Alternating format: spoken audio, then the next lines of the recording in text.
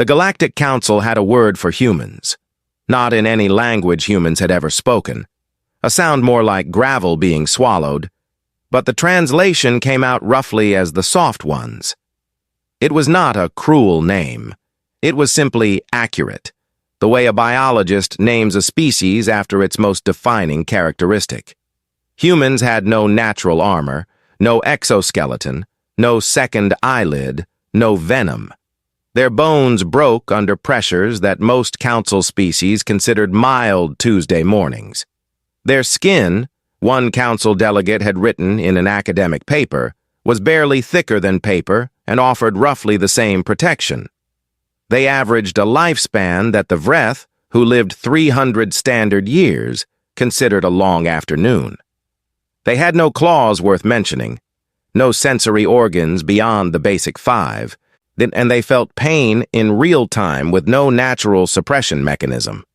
Every species that joined the Galactic Council brought something. The Marathi brought their chemical communication networks, living computers that could solve equations across a colony mind. The Drexy brought their photosynthetic biology and their ability to survive without eating for years. The Shan brought 17 different eyes distributed across their bodies and a memory so precise they could recall the exact weight of a stone they had touched as children. Humans brought tools, which, council members agreed privately, was adorable. Ambassador Sela Voss was the first non-human to spend significant time on Earth. She was Drexy, tall, slow-moving, had her body a deep amber in sunlight, and she had volunteered for the assignment because she found human behavior genuinely interesting in the way a naturalist finds insects interesting. Not threatening, not impressive, interesting. She spent 6 Earth months in a city called Nairobi. She watched humans move through their days with the frenetic, almost panicked energy their species seemed to run on by default. They slept, which she understood was necessary, but only for roughly a third of their rotation cycle, and even then many of them did it badly and complained about it constantly. They ate with a frequency she found alarming. They formed attachments to other creatures, smaller, dumber, often smelling quite strongly, and treated these attachments as family. She filed reports. The soft ones are highly social. Their social structures appear to be a primary survival mechanism, compensating for individual physical limitations through collective behavior. They demonstrate anxiety responses to isolation. This anxiety is, in my estimation, the engine of their civilization. They build because they fear. They connect because alone they know what they are. Her supervisor back on the Drexy homeworld read the report and found it slightly poetic. He approved it and moved on. What Sela Voss did not include in the report, because she did not yet have language for it, was a thing she had seen on her 43rd day in Nairobi. A human man, not large by human standards, had been walking with a child beside a road when a large earth animal, the kind called a dog but wild and infected with something that made it violent, had charged them. And the human had done something that took Sela Voss several minutes to process after it was over. He had placed himself between the animal and the child, opened his arms, and made himself larger. He had shouted, not a warning call, something harder than that. Something from further down in the chest than language normally lives. The animal had hesitated. The man had picked up a rock. The animal had run. Sela Voss had stood very still for a long time afterward. Something about it sat in her chest wrong. Not wrong like an error. Wrong like a word she didn't have yet. She did not include it in the report. The Galactic Council's main chamber was built on a station called Meridian Point, a structure roughly the size of a small moon, positioned at the gravitational center of the 5 founding systems. It had taken 300 years to build and was considered the greatest feat of cooperative engineering in known history. Its halls were wide enough for Drexy and narrow enough to feel like halls, its atmospheric systems managing 17 different oxygen compositions simultaneously, its temperature zones cycling across a range that would have been considered weather on most planets. Humanity's seat was small, not as an insult, A deliberate geometry had been worked out based on each species' average size and spatial comfort. Humans simply did not need much room. Ambassador Yusuf Adeyemi sat in that seat and had been sitting in it for 11 years. He was 63 years old, which made him ancient by the Vreth's low estimation and approximately one-fifth through a reasonable lifespan by his own. Now, he had gray at his temples and a habit of very long pauses before speaking that several council members had initially interpreted as a processing delay. He'd allowed them to think so for 3 years before he'd explained during a recess that he simply liked to think before he opened his mouth. The Vreth delegate had found this behavior eccentric. Adeyemi had smiled. He did that a lot.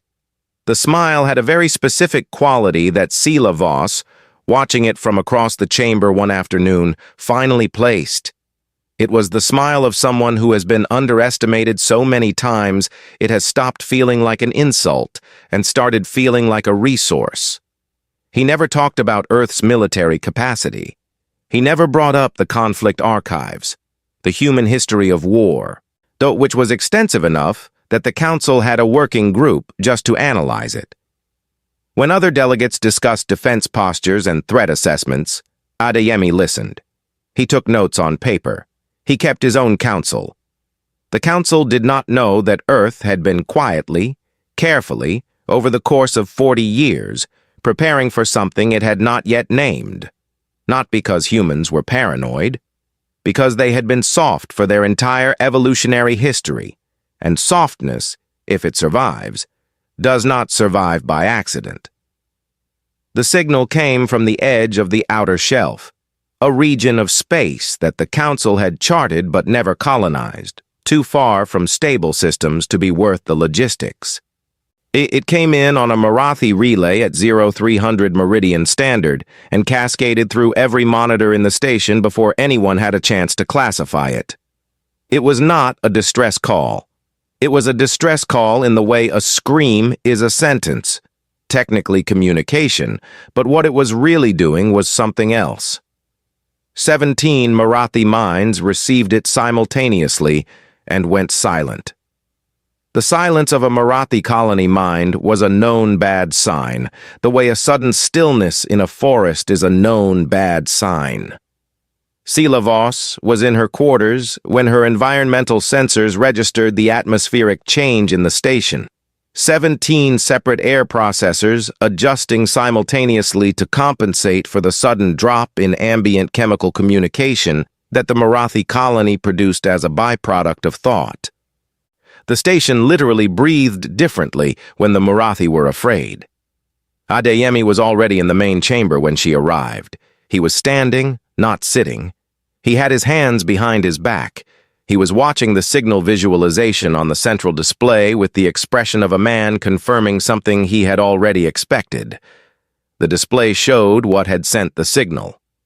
It was a Drexy colony ship, a seed vessel, the kind sent out to establish new populations. It was designed to carry 412 Drexy across distances that made Sela Voss feel cold just calculating. It had been traveling for 31 years. It was no longer traveling. It was debris, not damaged, not disabled.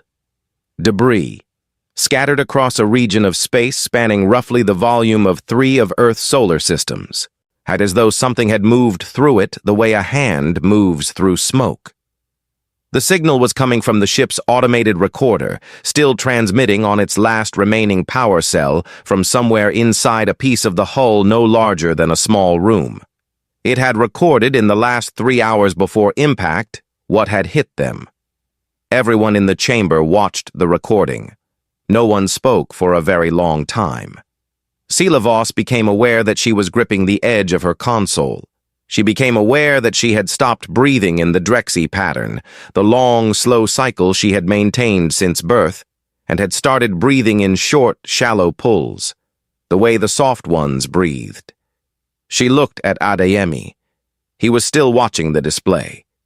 His expression had not changed. His hands were still behind his back.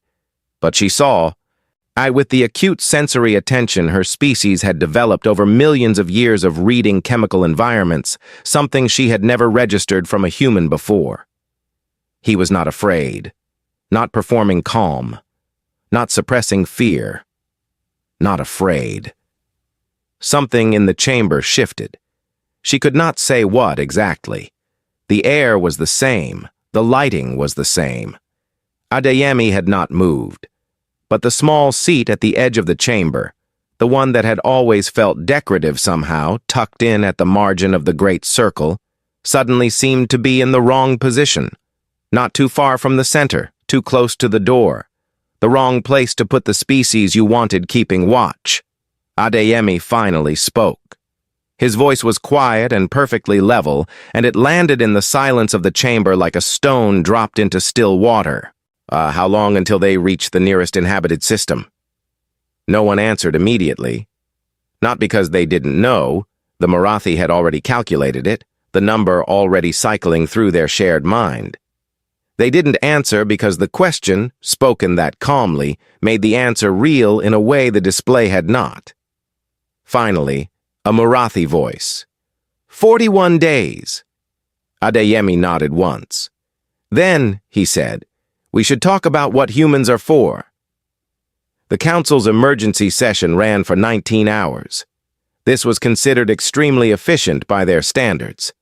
The Vreth alone had a deliberative tradition that treated any decision made in under a month with deep suspicion.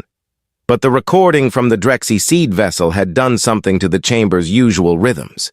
It had collapsed them. Because what the recording showed was not a weapon, not a ship, not anything that operated within the categories the council used for threat assessment. What the recording showed was alive. 3 of them, moving through space with the loose, purposeful ease of predators who had never had reason to hurry.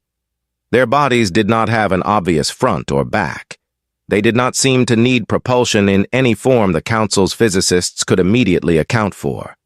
They were large the way geological formations are large, not impressive so much as simply scale-breaking, the kind of large that makes the word itself feel insufficient. The Drexy seed vessel, which had been built to carry a population and had the structural density to match, had lasted against them for about as long as it takes to exhale. The council had a classification system for threats. It went from 1 to 9 and had never, in 300 years of operation, needed to go above 6. The Marathi working group running the analysis upgraded the classification 4 times in the first hour. They stopped at the number they arrived at, not because the scale felt accurate, but because the system did not go higher. Adeyemi sat through the session and listened. He asked 3 questions. Each one arrived at a moment when the chamber had reached a kind of collective paralysis, the point where every analysis loop was terminating in the same place, and everyone knew it and no one wanted to say it. His questions cut through the paralysis not by solving it, but by naming it so precisely that the room had no choice but to move. And the third question was, what have you tried before? Silence. Any species. Any time. Any recorded encounter with entities of this classification. He was not being unkind. He was doing what he always did, holding a door open and waiting patiently for everyone else to walk through it. What have we tried? More silence. The council had no record of a prior encounter, which meant either this was genuinely the first contact with this category of entity, or all previous contact had ended the same way the Drexy seed vessel had ended, and therefore left no record. Adeyemi nodded. He wrote something on his paper. He sat back. Then we're not behind, he said. We're even. Silavos found him afterward in one of the observation corridors, a long curved hallway that faced the open star field. No artificial lighting, just the deep black and the cold light of distant suns. She had not planned to seek him out. She had been walking to clear her chemical balance and had found him there, standing with his forehead almost touching the transparent alloy of the wall, looking out. She stood beside him for a moment without speaking. 412, she said. He did not turn. I know. Those were my people on that vessel. She was not asking for sympathy. She was stating a fact that wanted to be said aloud by someone. 412 of my people in pieces across 3 solar systems. I know. She looked at the side of his face. This strange, soft, paper-skinned creature with his gray temples and his impossible calm. You expected this? Something like this? He was quiet for a moment. Not the processing delay the Vreth had once assumed. Something older than that. Not this specifically, but yes, something. How? He finally turned and looked at her. His eyes were dark and very still, in the way deep water is still, and she felt, for the first time, a small calibration error running through her long-standing mental model of this man. She had filed him as intelligent, as strategic, as the very best that a limited species could produce. She had, she realized, been very subtly wrong about the category. Because the universe is very old, he said, and we're very new. And in all of human history, every time we've ever found something we didn't understand in the dark, it has tried to eat us. He said it simply, like a natural law. We got good at not being eaten. 72 hours after the session, 6 Earth vessels arrived at Meridian Point. The Council had been informed they were coming, but the notification had been brief to the point of being almost deliberately terse. Ambassador Adeyemi's message had said only that Earth was sending support assets and that more details would be shared upon arrival. The Vreth delegate had objected to this as procedurally irregular. 3 other delegates had seconded the objection. The ships arrived anyway. They were not large. This was the first thing. The Council's defense analysts had expected something imposing. Humans had a military history dense enough to fill a library, and the assumption was that their version of a warship would reflect this. What arrived instead were 6 vessels that looked, if you were being uncharitable, almost modest. Sleek and gray, built close to themselves the way animals built for speed are built close to themselves. Silavos, watching them come in on the docking display, thought they looked like something biological, like something that had evolved rather than been constructed. The second thing was the people who came off them. 40 humans total. Silavos had interacted with many humans over her 6 months on Earth and her 11 years at Meridian Point. She knew the range of human physical presentation reasonably well. She had, in her own internal taxonomy, developed a sense for what a human looked like when it was at ease, and what it looked like when it was performing competence versus actually possessing it. These 40 did not read like anything in her taxonomy. And they were different ages and different builds, and they moved the way Adeyemi moved when he thought no one was watching, with an economy of motion that she had only ever seen in very old Drexy or very experienced Morathi network nodes. Not slow, not cautious, just nothing wasted, like people who had made a decision some time ago about exactly what they were and had not revisited the question since. Their commander was a woman named Admiral Rio Tanaka. She was not tall. She walked into the Council's receiving chamber without looking up at the ceiling the way most species did when they entered, the ceiling being architecturally spectacular, designed to impress, and crossed directly to Adeyemi and said 3 words in a human language the translation systems rendered as something close to "we're already positioned," and Adeyemi said 2 words back that came through as "I know." Silavos filed that exchange away somewhere important. The briefing that followed was, by Council standards, extremely unusual. Admiral Tanaka did not present analysis. She did not present theory. She presented a plan, beginning to end, with the calm of someone reading a grocery list, and she presented it in roughly 11 minutes. The Council's standard military planning sessions ran for weeks. The Vreth's ran for months. The plan had 3 components. The first was classification. The entities needed to be understood before they could be engaged. Not fully, but enough. What they responded to, what they ignored, whether they communicated or only consumed. The Marathi would handle the analysis. Human observers would accompany them. The second was position. Not confrontation, not yet. A series of prepared zones, each one designed to do something specific to the entity's movement patterns, built on the assumption that something which had never been opposed before would follow predictable trajectories. Things that have never had to adapt, Tanaka said, don't adapt fast. The Vreth delegate asked how the humans could possibly know that. Tanaka looked at him with an expression Silavos recognized from her time in Nairobi. The expression of someone deciding how much to explain to someone who will not fully believe it. Because we used to be prey, she said. We spent about 200,000 years being hunted by things bigger than us before we figured out how to stop it. She paused. We learned everything they know. They never learned anything about us. Silence in the chamber. The third component of the plan she did not fully share in the open session. She said only that it required volunteers and that no species would be asked to provide them. Every human in the room had already volunteered. The entities arrived at the edge of the inhabited zone on the 39th day, 2 days ahead of the Marathi's projection.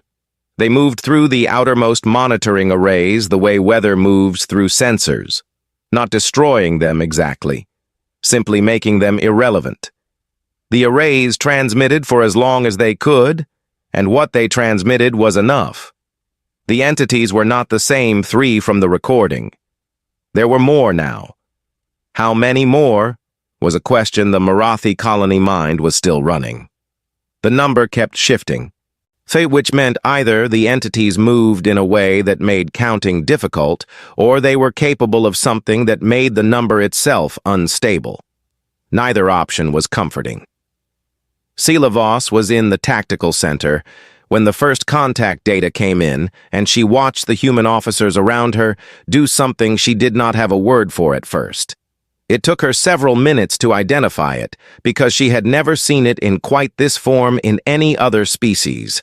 They got quieter, not frozen, not panicked. Quieter in the way a deep river is quiet, all the energy moving somewhere below the surface.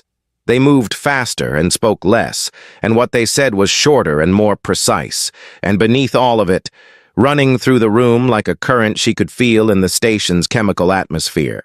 Was something she finally placed after a long moment. It was focus, pure, clean, undiluted. Not bravery. Bravery was a response to fear, and she couldn't register fear in this room the way she had expected.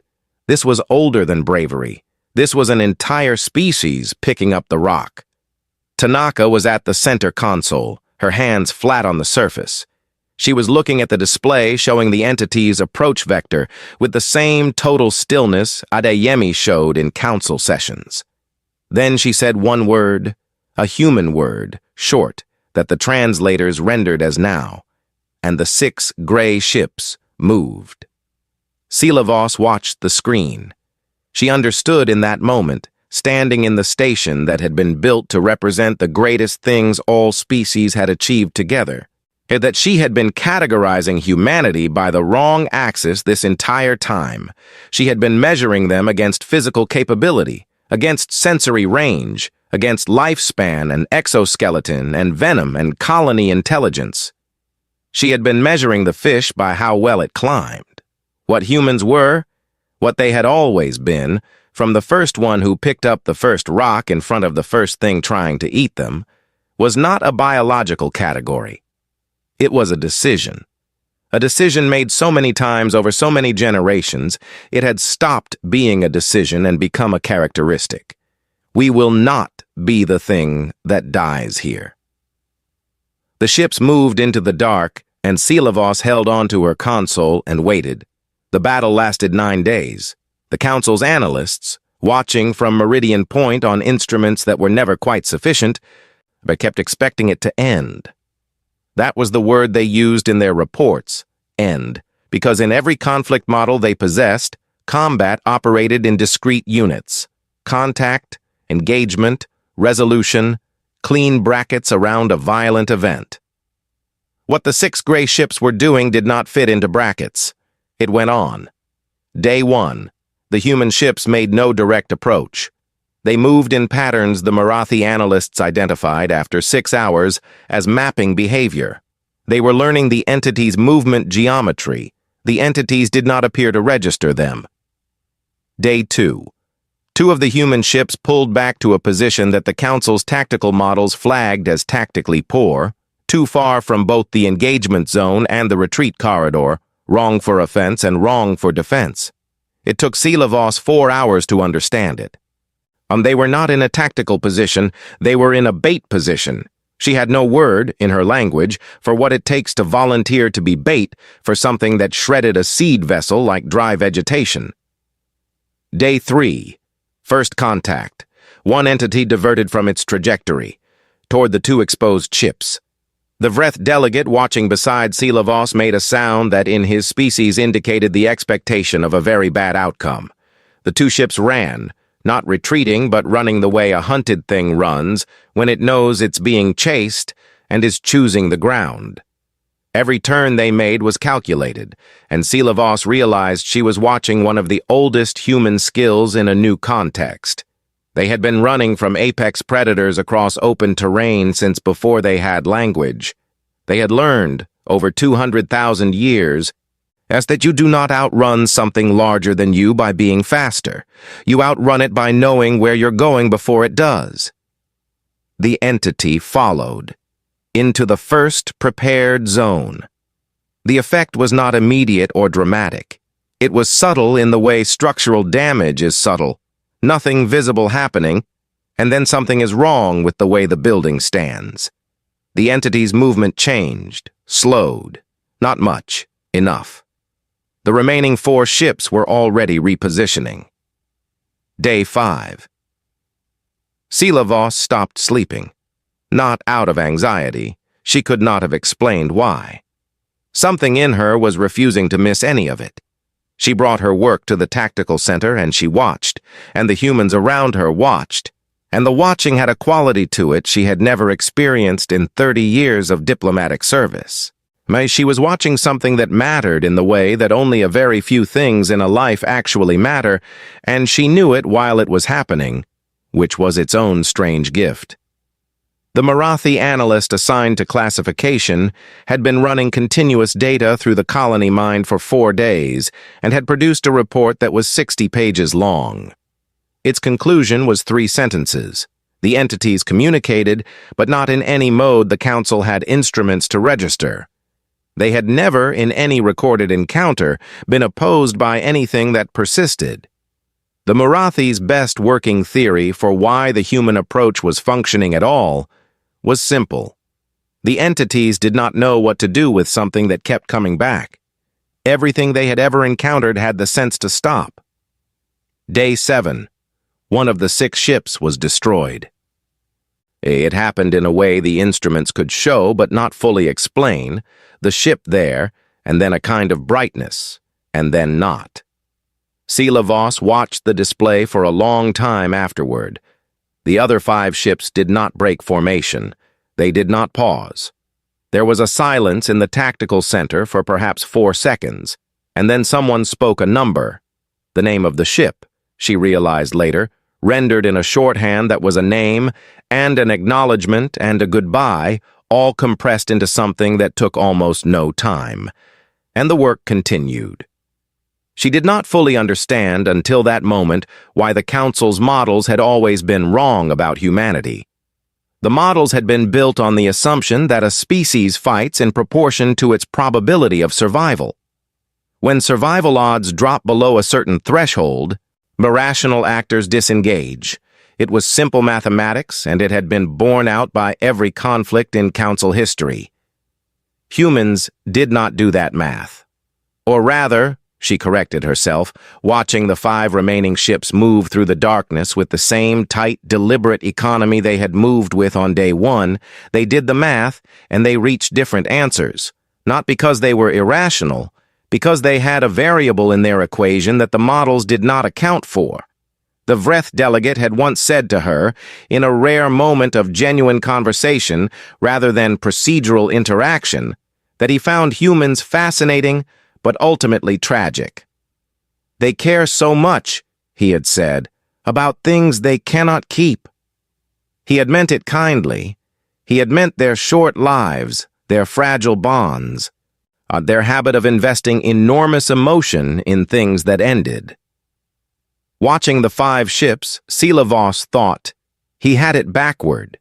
They cared so much about things they could not keep, and so they fought for them with everything they had. Not because winning was guaranteed, because the people on the ship that was now gone had been real, and mattered, and deserved to be fought for. That was the variable. You cannot model that. You cannot account for it in a tactical framework. It exists outside the mathematics of survival. Day 9. The 3rd prepared zone activated. Seelavos did not fully understand what the zone did, and the technical briefing she'd been given had explained it in terms her physics background did not quite reach. What she understood was that it had taken humans 40 years to build.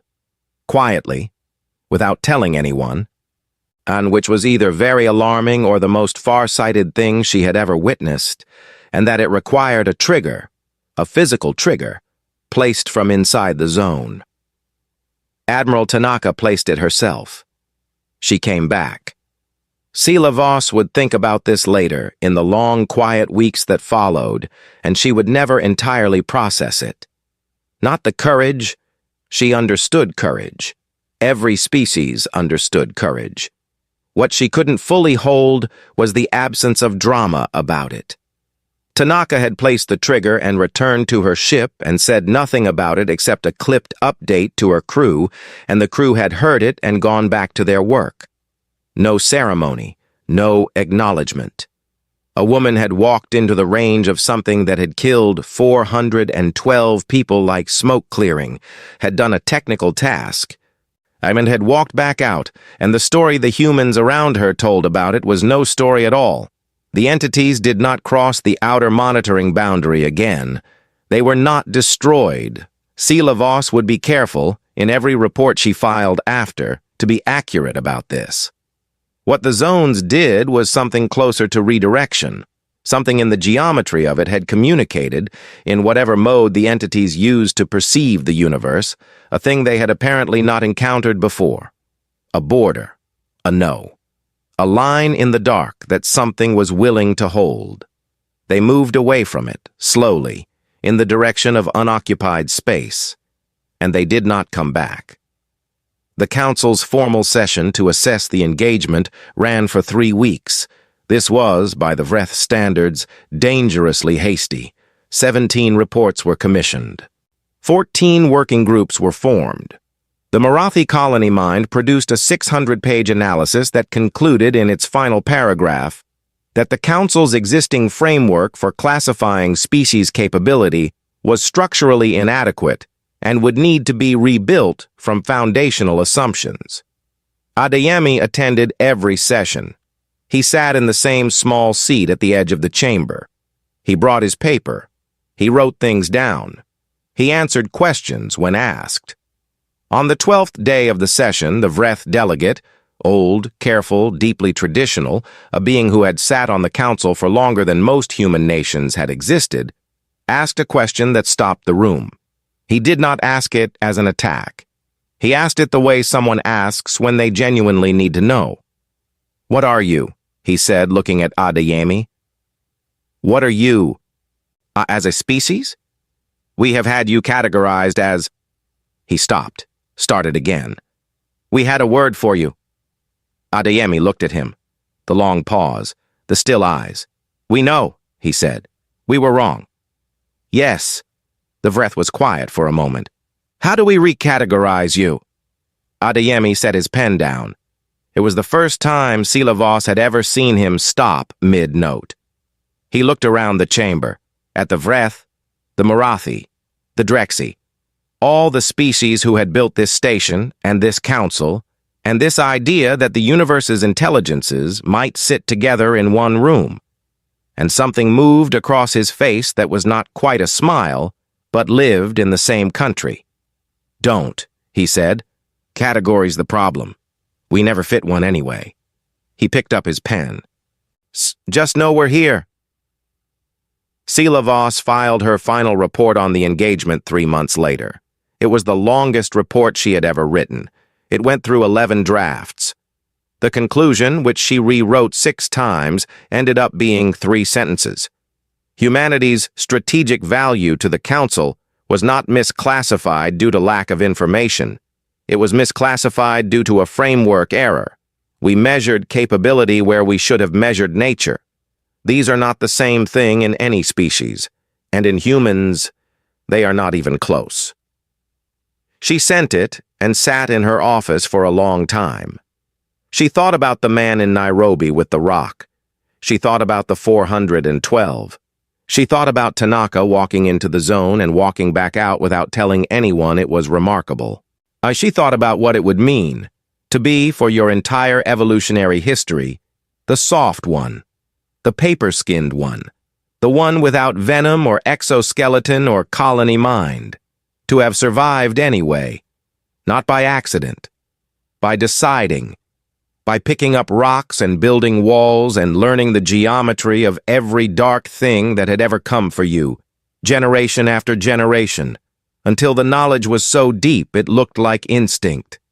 Outside her window, the star field was the same as it had always been, ancient and enormous and cold in the way that has nothing to do with temperature.